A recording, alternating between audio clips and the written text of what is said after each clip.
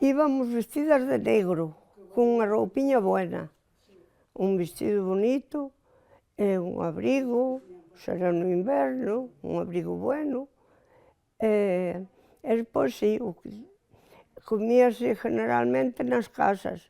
Eu non, eu fun comer a Lugo, a un restaurante a Lugo, do meu pueblo e de por ali todo, fomos os primeiros que fomos comer a un restaurante en Lugo.